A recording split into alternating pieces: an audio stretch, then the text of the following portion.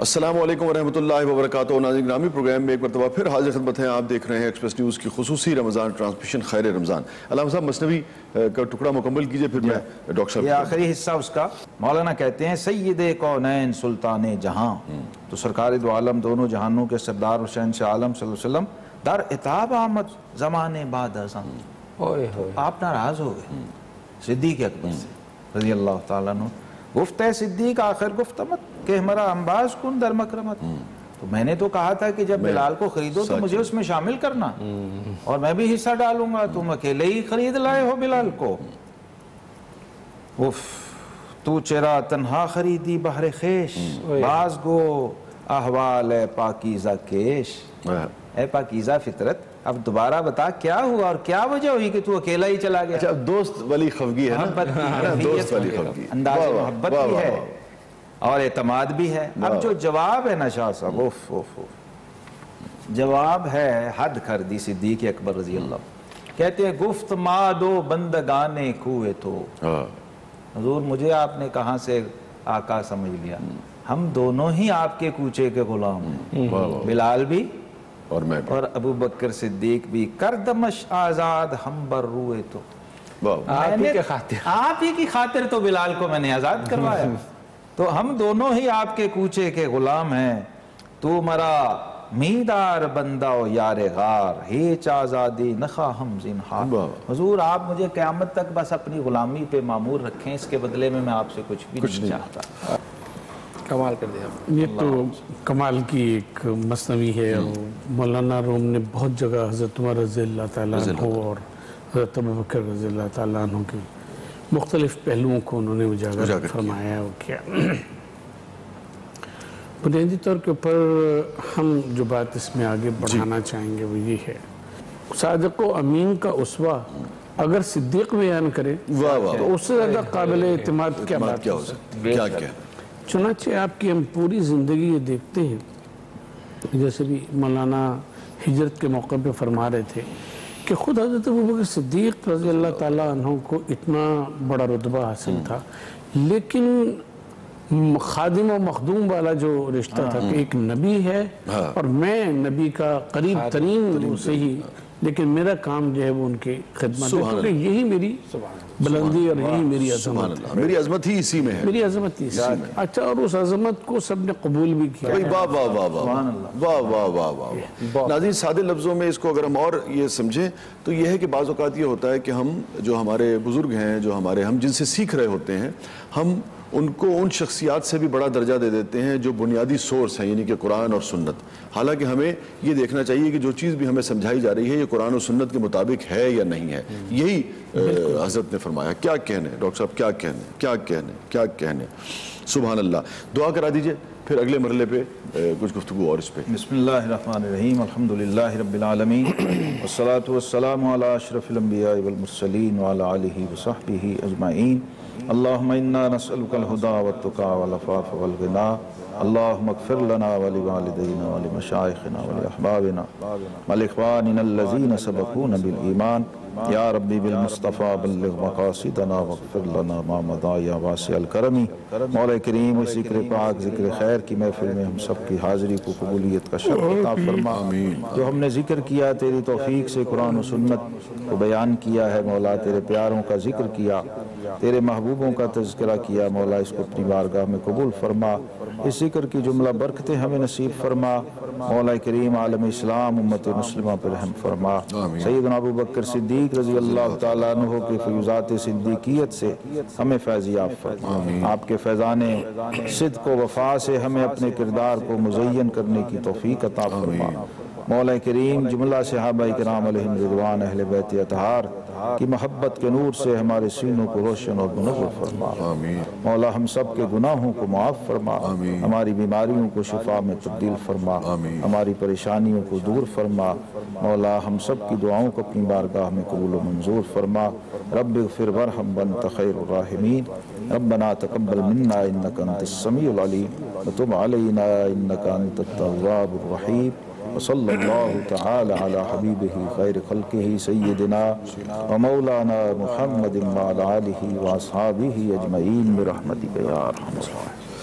جزاک اللہ. ناظرین گرامی، وقت افطار ہوا چاہتا ہے، دعا کا وقت بھی ہے، ہمیں بھی اپنی دعاؤں میں یاد رکھیے گا. اور جیسا کہ میں ہمیشہ عرض کرتا ہوں کہ بہت ہی محنت سے، محبت سے، دیانتداری اور خلوص سے اور درد دل کے ساتھ ہم یہ ٹرانسمیشن ترتیب دیتے ہیں آپ کے لیے. علماء کرام بھی تشریف لاتے ہیں اسی کیفیت کے ساتھ. کوئی غلطی، کوئی زبان کی کوئی وہ تقصیر ہو جاتی ہے تو اس سے درگزر فرمائیے گا. باری تعالیٰ سے بھی یہی درخواست ہے. چھوٹے سے وقفے کے بعد افطار کے بعد واپس آتے ہیں. کم کھائیے گا. السلام علیکم ورحمۃ اللہ وبرکاتہ.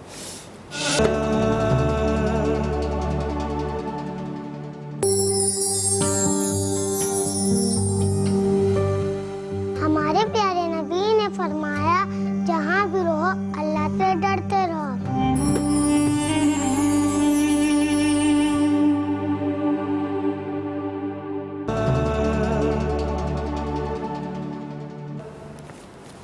السلام علیکم ورحمۃ اللہ وبرکاتہ. ناظرین گرامی، پروگرام میں ایک مرتبہ پھر حاضر خدمت ہیں. آپ دیکھ رہے ہیں ایکسپریس نیوز کی خصوصی رمضان ٹرانسمیشن خیر رمضان.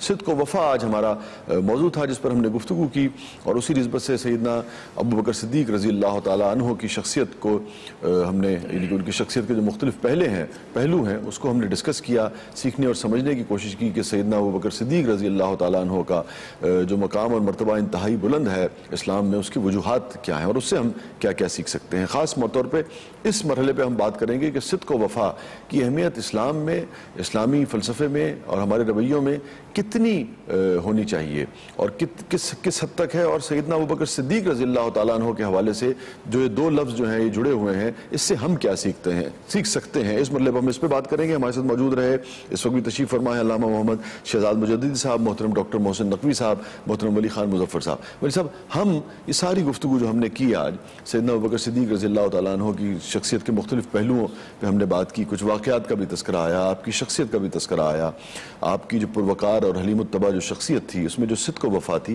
ہم اس سے کیسے سیکھ سکتے ہیں. آپ دیکھیے نا کہ سیدنا عمر رضی اللہ تعالیٰ، عمر فاروق رضی اللہ تعالیٰ عنہ جیسی شخصیت جو ہے وہ بھی کہتی ہے کہ میں تو ابو بکر کا مقابلہ نہیں کر سکتا. اور پھر یہاں تک کہتی ہیں جیسے کہ علامہ صاحب نے فرمایا کہ میں کاش ان کے سینے کا ایک بال ہوتا، چونکہ مرتبہ ہی اتنا بلند ہے.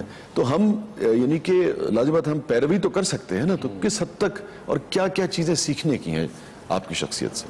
شاہ صاحب، حضرت ابوبکر صدیق رضی اللہ تعالیٰ عنہ کے حوالے سے ہمارے اس پروگرام میں سمجھتا ہوں کہ عشر عشیر بھی ابھی ہم نہیں گئے. درست فرمایا. بہت مختصر ہم نے باتیں کی. فتح حدیبیہ، صلح حدیبیہ کے موقع پر جو آپ کا کردار ہے، ہجرت کے موقع پر جو آپ کا کردار ہے، غزوہ بدر، غزوہ احد اور غزوہ احزاب میں ہر جگہ جو آپ کا کردار ہے، اور بالخصوص غزوہ بدر کے بعد جب ان کا بیٹا عبد الرحمن آتا ہے اور وہ ان سے کہتا ہے کہ ایک موقع پر آپ میرے سامنے آئے تھے کہ میں نے سوچا کہ میرے سامنے آتے تو میں، انہوں نے کہا میرے باپ پہ میں نے چھوڑ دیا. انہوں نے کہا کہ ایک بات بتاؤں، میرے سامنے تو آتا نا، میں نے وہ قتل کر دیتا، کیونکہ میں جس ہدف، اتنی کلیرٹی ہے. یہ ہے صدق اور وفا میں چھپا ہوا میسیج. دیکھیے یہ میسیج، سگی اولاد، دیکھیے اولاد کو، مولانا آپ کی اجازت سے، جی بالکل، اولاد کو ماں باپ سے اتنی محبت نہیں ہوتی جتنی ماں باپ کو اولاد سے. اب یہاں وفا کا پیمانہ دیکھیے کہ بیٹا بھی آ جائے، اللہ اور اس کے رسول صلی اللہ علیہ وسلم اپنے دین اور مشن سے کمٹمنٹ اس درجے کی ہے. ہوا تو نہیں، لیکن فرمایا اگر تو آ جاتا تو میں ایک لمحہ بھی نہ لگاتا. اس درجے کی کمٹمنٹ ہے. اور جو مولانا غزوات کے نام لیے ان سب میں بھی یہی ہے، سب میں. اس لیے صحابہ کے آپ آئیڈیل بن گئے تھے. بخاری شریف کی حدیث ہے نا، لا یؤمن احدکم، تم میں سے کوئی اس وقت تک کامل مومن نہیں ہو سکتا حتی اکون احب الیہ من والدی والناس اجمعین، کہ میں ان کے لیے، ان کے والدین، ان کے بچوں اور اس کی ذات تمام سے میں محبوب تر نہ بنوں. یہاں وہ بات ہے کہ ایک طرف آپ صلی اللہ علیہ وسلم کا مشن ہے اس جنگ میں کہ آپ لڑ رہے ہیں کافروں سے، اور ایک طرف آپ کا بیٹا آ جاتا ہے تو آپ کہتے ہیں میں بیٹے کے خلاف ہوں، اس کو مار دوں گا جان سے. یہ ہے حتی اکون احب الیہ من والدہ وولدہ والناس اجمعین. اسی طریقے سے آپ حضرت ابوبکر صدیق رضی اللہ تعالیٰ عنہ کو دیکھیے مستح کے معاملے میں، حضرت عائشہ رضی اللہ تعالیٰ عنہ پر جب الزام لگا اس معاملے میں، ہر معاملے سرکار کے ساتھ، جی حج کے معاملے میں آپ دیکھیں. اس کے بعد آپ دیکھیں کہ آپ صلی اللہ علیہ وسلم کے بارے میں خبر آ جاتی ہے کہ آپ کا وصال ہو گیا. تو صحابہ نے بار وہ بات چیمگوئیوں کی صورت میں آ گئی. حضرت ابوبکر سے حضرت عمر کو پتہ چلا, حضرت عمر جلال میں اور وہ اس مجمع میں کھڑے اور بار بار کہہ رہے لا لا نہیں, یہ نہیں ہو سکتا. وہ موسیٰ کی طرف جو ہے نا اس کے لیے گئے ہیں, اللہ سے راز و نیاز کے لیے گئے ہیں. من قال ان محمدن فقد مات لأضربن عنقہ, میں تو اس کے گردن اڑا دوں گا جو ایک ہے. اب حضرت عمر کے سامنے کوئی بول بھی نہیں سکے, بہادر آدمی بھی ہے. دیکھیں کیسی نازک سچویشن ہے اور اس کو کیسے ہینڈل کرنا ہے. اب حضرت ابوبکر صدیق پہلے سے آ کر اندر سے مل کر آئے ہیں اور آپ کے پیشانی مبارک پر بوسہ دے کر آئے ہیں. باہر آئے تو دیکھا کہ حضرت عمر باہر مجمع میں ہے. آپ نے فرمایا عمر. انہوں نے کہا کہ ابا بکر, کہا حل تسمع, کیا تو سن رہے, یہ لوگ کیا کہہ رہے ہیں, پاگل ہو گئے, نافقو, یہ منافق ہو گئے, یہ کہتے ہیں رسول اللہ صلی اللہ علیہ وسلم کے وصال ہو گئے. آپ نے ان کو کوئی جواب نہیں دیا, آپ نے یہ آیت پڑھ لی, من کان یعبد محمدا سبحان اللہ فإن محمدا قد مات, اور من کان یعبد اللہ فإن اللہ حی لا یموت. اور پھر آپ نے, یہ آیت نہیں ہے, یہ آپ کے الفاظ ہے. اور آیت کیا تھی, وما جعلنا من قبلک لأحد من قبلک الخلد, ہم نے آپ سے پہلے کسی کو ہمیشہ کے لیے نہیں رکھا. کہ ہم لوگ ہمیشہ سے یہ گفتگو کرتے ہیں اور سب اس بات کو جانتے ہیں کہ اسلام کی بنیاد دو چیزوں پر ہے, ایک قرآن مجید کے اوپر اور دوسرے نبی پاک صلی اللہ علیہ وسلم. جب نبی پاک صلی اللہ علیہ وسلم کا وصال ہوا تو ظاہر ہے کہ اٹیک کرنے کی یہی دو چیزیں تھیں کہ غیر مسلم ان دو کو, اگر یہ دو غیر محفوظ ہو جائیں تو گویا کہ اسلام غیر محفوظ ہو گئے, شیرازہ بھی کر گئے. حضرت ابوبکر رضی اللہ تعالیٰ عنہ کے عہد میں یہی دو کام سب سے اہم ہوئے. ایک تو قرآن مجید مرتب ہو کے اور اس کی حفاظت ہو گئی کہ اب اس سے کوئی ڈیویٹ نہیں ہو سکتا, جو لکھا ہوا ہے جو اس مصحف میں اس میں زیر زبر کوئی وہ نہیں, وہ باب ہی بند, اور وہ باب ہی بند ہو گیا. دوسری یہ کہ اگر باب نبوت کا کھلا رہ جاتا ختم نبوت کے خلاف, ظاہر ہے کہ وہ عقیدہ ہے جو اس میں ذرا سا بھی پس و پیش کرتا ہے دائرہ اسلام, بنیادی جو بڑی عمدہ بات. تو اس میں بھی جب ہم قرآن و سنت کی بات کرتے ہیں تو قرآن اور نبوت پیغمبر اکرم صلی اللہ علیہ وسلم کی بات کرتے ہیں. ان دونوں چیزوں کی حفاظت جو ہے وہ حضرت ابوبکر رضی اللہ تعالیٰ عنہ کے عہد میں, اگر اس میں ذرا سی کوتاہی ہو جاتی تو آج اسلام ہمارے ہاتھ میں نہ ہوتا, نہ قرآن ہمارے ہاتھ میں ہوتا اور نہ نبی پاک صلی اللہ علیہ وسلم کی سنت ہمارے ہاتھ میں ہوتی. لہٰذا یہ دونوں دروازے بند کر کے ہمارے لیے اسلام کو محفوظ فرمایا. کیا انتظامی صلاحیت, کیا انتظامی, کن باریکیوں پہ نظر تھی قرآن پاک کو, حدیث پاک کو اور نبی کریم صلی اللہ علیہ وسلم کے منصب تشریع کو اور سٹیٹس کو.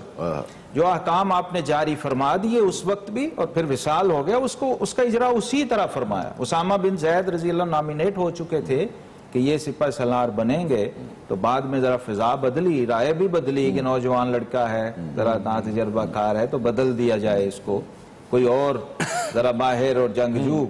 تو صدیق اکبر رضی اللہ عنہ نے فرمایا جس کو میرے آقا علیہ السلام نامزد کر چکے ہیں وہی جائے گا. اور اس کا اظہار پھر اس طرح عظیم الشان طریقے سے کیا کہ لشکر اسی طرح آرڈر ہوا, تیار ہوا اور اس کو سواری پہ سوار کیا اور خود اس کی لگام پکڑی اور فرمایا اسامہ بن زید اب گھوڑے کو ایڑ لگا, میں تیرے گھوڑے کے ساتھ دوڑتا ہوا جاؤں گا تاکہ یہ سب دیکھ لیں کہ رسول اللہ صلی اللہ علیہ وسلم کے فرمان کا مقام کیا ہے اور رسول اللہ صلی اللہ علیہ وسلم کے بھیجے ہوئے نمائندے کی شان. انہوں نے بہت منت سماجہ ضرور, آپ ہم چلے جائیں گے آپ کی مہربانی. فرمایا نہیں تو ایڑ لگا. اس شان سے اس لشکر کو روانہ کیا کہ یہ مصطفیٰ کریم علیہ السلام کا نامزد کردہ سپہ سالار ہے, اس شان سے. اب یہ کیا تھا, اتنے محدود وقت میں آپ نے ایک پوری فضا ہموار کر کے وہی بہاریں, وہی کیفیت, اور پھر آقا علیہ السلام کے ارشادات کی گویا عملی تفسیر کر دی. سٹیٹس کیا ہے, جیسے ابھی ڈاکٹر صاحب نے کہا نا, صحابی کا جو فرمانا, صحابی کا جو کرنا, علیکم بسنتی وسنت الخلفاء الراشدین المہدیین, فرمایا تم پر میری سنت بھی لازم ہے, میرے خلفاء راشدین کا طریقہ بھی لازم ہے. اس طرح ان دو کے بارے میں پھر الگ سے فرمایا کہ اتبعوا من بعدی باللذین ابی بکر و عمر, فرمایا میرے بعد ابو بکر اور عمر کی پیروی کرنا اور اتباع کرنا. اب اس کا انہیں احساس تھا اس منصب کا کہ ہم کتنے نازک محاذ پہ ہیں اور کتنی بڑی ذمہ داری پہ ہیں. اچھا, عجیب و غریب بات یہ ہے, اور صدق و وفا ساتھ ساتھ ہے, وہ کردار بھی ہے. جب ذمہ داری سونپ دی گئی, مجلس مشاورت بیٹھی کہ ایک بندہ ہونا چاہیے جو سارے نظام کو چلائے, اب یہ آیا کہ خلیفہ جب نظام چلائے گا تو اس کا کوئی اخراجات وغیرہ اس پہ جب مشاورت جب مشاورت ہوئی تو صدیق اکبر رضی اللہ بھی شامل تھے اس میں مشاورت میں. سب نے جب رائے دے لی کہ اتنا مشاعرہ اتنا وظیفہ خلیفہ کا مقرر کیا جائے. صدیق اکبر رضی اللہ عنہ نے فرمایا نہیں مجھے یہ بھی قبول نہیں, یہ بھی قبول نہیں, یہ بھی کیا ہر رائے کو ویٹو کرتے جا رہے تھے. ان کا پھر آپ فائنل رائے دیجیے. انہیں یہ دیکھیے کہ مدینہ منورہ کا سب سے کم آمدنی والا بندہ جو ہے وہ کون, اور جو اس کی آمدن ہے وہ وظیفہ میرا مقرر کیا جائے. تو حیران ہو گئے یہ کیسے. انہوں نے کہا نہیں, معلوم کیا, تحقیق کی. وہ وظیفہ جب مقرر ہو گیا گھر میں اور کپڑے کی اپنی گٹھڑی چونکہ ایک بزنس تھا نا تو کام کے لیے نکل گئے. تو صحابہ نے جب یہ منظر دیکھا حضرت تو آپ کدھر جا رہے ہیں؟ میں کام کرنے جا رہا ہوں, گھر کا خرچہ بھی چلانا ہے. تو انہوں نے کہا کہ نہیں, اگر آپ ادھر جائیں گے تو نظام سیدنا عمر فاروق ساری وہ مشاورت تھی بیٹھے. اچھا گھر میں جب وہ وظیفہ لگ گیا سارا اور سلسلہ شروع ہو گیا, ایک دن گھر آئے تو حلوہ پکا ہوا تھا میٹھا, بیگم نے پیش کیا. تو فرمایا کہ بھئی یہ حلوہ کہاں سے آیا, ہمارے گھر میں اتنے حساب سے تو نہیں بن سکتا. ان کا جو آتا تھا راشن وہ اس سے بچاتی تھی. تو آپ نے فرمایا اچھا چلو ابھی تو کھا لیتے ہیں. تو خازن بیت المال کو بلایا, کہا بھی ہمارے وظیفے میں سے اتنا کم کیا ہمارا کام تو اس سے بھی چل سکتا ہے. اچھا اور یہ معیار دیا. اور یہ بھولنا نہیں چاہیے ہمیں بھی, ناظرین کو بھی, ابھی جب گفتگو شروع ہوئی تھی کہ ہستی کون ہے جنہوں نے سونے کی بالٹیاں دیکھے, امیر کبیر آدمی, اور اس کا فخر اختیار کرنا. اور پھر اس وجہ سے سیدنا عمر فاروق اور سیدنا علی المرتضیٰ شیر خدا رضی اللہ عنہ جیسی ہستیاں وہ کہتی تھیں جب آپ کا وصال ہوا, انہوں نے کہا ابو بکر ہمیں بڑی مشکل میں ڈال, یعنی اتنا کڑا معیار دے گا. لقد اتعبت الخلفاء من بعدی, اور کفن تک کے لیے وصیت کی کہ نیا نہیں دینا, پرانے کپڑے دے دینا, کیونکہ نیا تو زندہ لوگوں کے لیے زیادہ اچھا ہوتا ہے. میں ایک بات شاہ صاحب کہنا چاہ رہا ہوں, سیدنا علی المرتضیٰ شیر خدا رضی اللہ عنہ باب مدینۃ العلم, ان کا ان ہستیوں سے جو تعلق ہے اور اہل بیت اطہار و ائمہ اہل بیت کا ہے, اس کو بھی ہمیں ہائی لائٹ کرنا چاہیے. بہت ضروری, بہت ساری غلط فہمیوں میں مبتلا ہیں. حضرت علی تشریف فرمایا, ان کے بیٹے محمد بن حنفیہ رضی اللہ تعالیٰ نے پوچھا کہ حضور آپ بتائیے اس امت میں رسول اللہ صلی اللہ علیہ وسلم کے بعد سب سے افضل کون ہے؟ فرمایا ابو بکر صدیق, اس کے بعد فرمایا عمر بن خطاب, اس کے بعد فرمایا عثمان غنی. اب وہ بیٹے تھے تو جلدی میں بولے حضور اس کے بعد آپ ہیں ابا جان. شیر خدا علی المرتضیٰ نے فرمایا ما انا الا رجل من المسلمین, فرمایا میں تو حضور کا ایک عام سا امتی. اب یہ محبت جو تھی ان خلفاء کی, اور جیسے ڈاکٹر صاحب نے بتایا ان کا جو سٹیٹس اور ان کی اہمیت ہے دینی, اس کو ان بزرگوں نے آگے اپنی خاندان میں, اولاد میں اور اہل بیت میں اتنا رچایا تھا, یعنی فزیکل بھی تعلق تھے اور روحانی بھی. امام سیدنا امام زین العابدین امام علی بن حسین بن علی رضی اللہ تعالیٰ عنہ, آپ کھڑے مدینہ شریف کی گلی میں اپنے نانا کے روزے کے بالکل سامنے, ایک شخص آیا, کہنے لگا حضرت یہ بتائیں کہ یہ جو شیخین ہیں, شیخین کہتے ہیں صدیق اکبر اور فاروق اعظم, ان کا مقام بارگاہ رسالت میں کیا تھا؟ تو ایسا خوبصورت جواب دیا, اشارہ کیا, یہ دیکھ فرمایا دیکھ لو یہی تھا جو آج بھی نظر آ رہا ہے, ساتھ لیٹے ہوئے ہیں. اور امام جعفر صادق, آخر میں عرض کر دوں, صادق کا جو لفظ آپ کے نام کے ساتھ لگتا ہے وہ نسبت صدیق کی وجہ سے, اللہ اکبر, چونکہ آپ فرمایا کرتے تھے ولدنی الصدیق مرتین, مجھے ابو بکر صدیق نے 2 بار جنم دیا, میری ان سے 2 نسبتیں, کیونکہ آپ کی جو والدہ ماجدہ تھیں یہ حضرت صدیق اکبر رضی اللہ تعالی عنہ کی پڑ نواسی بنتی, اور آپ کی جو نانی جان ہے یعنی ان کی والدہ وہ صدیق اکبر کی نواسی ہیں. اب رشتے دیکھیے کہ امام محمد الباقر کی زوجہ جو ہیں وہ, اور حضرت امام زین العابدین کی زوجہ وہ صدیق اکبر رضی اللہ تعالیٰ کی اولاد سے آ رہی ہیں. حضرت قاسم بن محمد بن ابی بکر جو صدیق اکبر کے پوتے ہیں ان کی نواسی ہیں. تو ننہال جو ہے امام جعفر صادق کا وہ صدیقی ہے, اور ددیال جو ہے وہ علوی. ڈاکٹر صاحب کچھ آخر میں فرمائیں گے؟ سب آخر میں یہ بات کہیں گے کہ حضرت علی علیہ السلام فرماتے ہیں کہ الناس اعداء لما جہلوا, لوگ جن چیزوں کا علم نہیں رکھتے اس کے بارے میں عداوت میں مبتلا ہو جاتے ہیں. اللہ اکبر. سب سے جو بڑی ضرورت ہے, جیسا کہ علامہ مجددی صاحب بھی فرما رہے تھے, کہ لوگوں میں ان چیزوں کی اویئرنس پیدا کرنی چاہیے کہ جس سے پتہ لگے کہ اصل دین کیا ہے اور کس طرح سے اس کے اوپر عمل کیا گیا قرون اولیٰ میں، اور اس کے بعد کس طرح سے یہ روایت جو ہے وہ آگے چلتی ہے۔ یہ واحد ذریعہ ہے مسلمانوں کو باہم شیر و شکر کرنا۔ کیا کہنا۔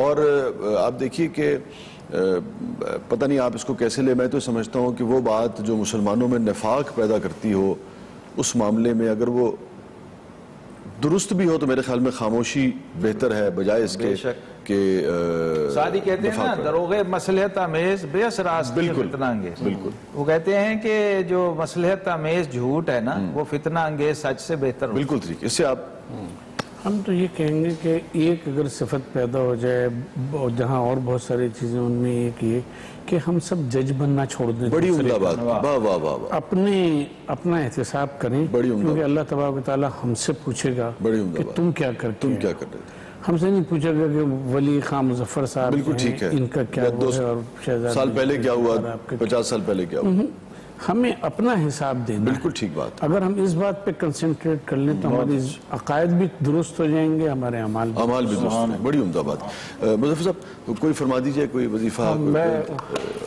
ایک تو حضرت کی ڈاکٹر صاحب کی یہی بات کہ ہم اپنے سے بڑوں کا محاکمہ واہ واہ واہ واہ، کیا عمدہ بات، نمبر دینے لگ جاتے ہیں کہ ابو بکر صدیق اور فلاں اور فلاں اس کو اتنے نمبر، ہم جن کی گردِ راہ پا بھی نہیں، ان گردِ راہ پا بھی نہیں۔ اور وظیفہ تو یہی ہے کہ یہی حضرت بلال کا کہ حضرت ابوبکر صدیق رضی اللہ تعالیٰ عنہ انہوں نے دعا مانگی اور حضرت ابوبکر صدیق کے دل میں اللہ نے ڈال دیا اور ہو گیا، اللہم انی ضعیف فقوینی۔ کیونکہ قوت صرف اللہ تبارک و تعالیٰ کی دی، اور ہم میں سے ہر شخص جو ہے وہ ضعیف ہے، اور اسلام ظاہر ہے کہ جب شروع ہوا مسلمان اس وقت ضعیف تھے، اور اس ضعف کو جن ہستیوں نے قوت سے بدلا، ہمیں قرآن مجید میں ان کا عزت اور احترام سے اور اسے ذکر کیا، اور ہمارے اوپر ان کا عزت اور احترام فائد۔ ٹھیک، کوئی وظیفہ اگر آپ یاد آتا ہو چاہے اس سے بڑا کیا وظیفہ ہوگا جو سبحان اللہ، آج تو مشترکہ وظیفہ ہوگا یا کچھ اور فرمائیں۔ ایک بالکل ٹھیک ہے، یہ بھی صحیح ہے۔ ایک چیز جو صدیق ہے، کچھ چیزیں شاہ جی تھیوریٹیکل ہیں، کچھ پریکٹیکل۔ ٹھیک ہے، تھیوریٹیکل تو بتا دی دعا، ٹھیک ہے۔ پریکٹیکل کیا ہے؟ سیدنا ابو بکر صدیق رضی اللہ عنہ سے جب حضور صلی اللہ علیہ وسلم نے پوچھا نا کہ ابو بکر صدیق تمہاری سب سے پسندیدہ چیز کیا ہے، تو ان کا حضور النظر الی وجہ اللہ، بس آپ کے رخ انور کو دیکھتے۔ سبحان اللہ، سبحان اللہ، کیا جملہ ہے، میں کہتا ہوں وظیفے کو اپنانا چاہیے۔ کیا کہنے، کیا کہنے۔ بس ناظرین، مطلب کوئی لفظ جسے کہیے کہ ہے نہیں کہنے کے لیے، بس اجازت دیجیے۔ اللہ تعالیٰ علماء کرام کو سلامت رکھے، ان تمام علماء کرام کو جو یعنی کہ محنت شاقہ کے ساتھ، ترک ریزی کے ساتھ اور بہت محبت اور کمٹمنٹ کے ساتھ، لازم بات ہے کہ ایک جہان کا مطالعہ کرتے ہیں اور پھر ہم تک خیر کی بات جو ہے وہ پہنچتی ہے، اور پھر جب خیر کی بات پہنچتی ہے تو ان علماء کرام کو بھی خاص طور پہ میں سمجھتا ہوں کہ ہمیں خراج تحسین پیش کرنا چاہیے، جو محبت کی، یگانگت کی اور اخوت کی بات کرتے ہیں۔ کل تک کے لیے اجازت دیجیے، اللہ حافظ۔